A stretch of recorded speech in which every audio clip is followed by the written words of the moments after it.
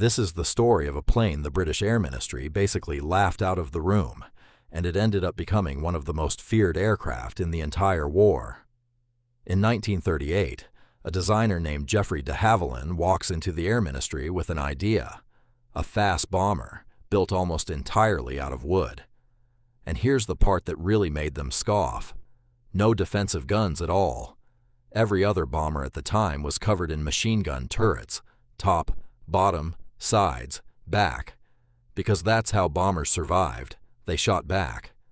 De Havilland's plan was the opposite: make it so fast that nothing could catch it in the first place, so it wouldn't need guns to begin with.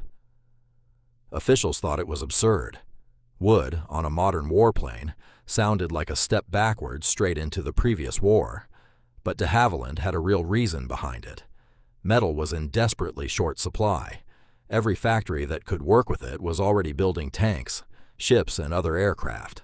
But Britain had plenty of wood, and thousands of skilled furniture makers and piano builders who knew exactly how to shape and bond it with precision. So that's who built this plane. Furniture factories, not aircraft factories.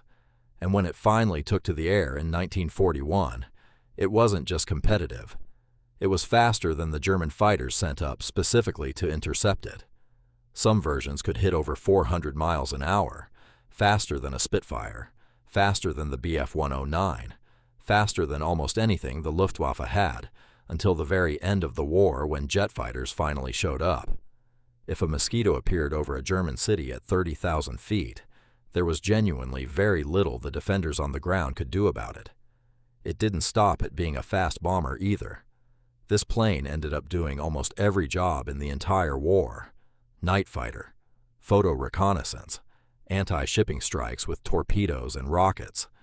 One of its most famous missions, Operation Jericho in 1944, sent a small group of Mosquitoes skimming in at treetop level to precision bomb the walls of a French prison and free captured resistance fighters inside.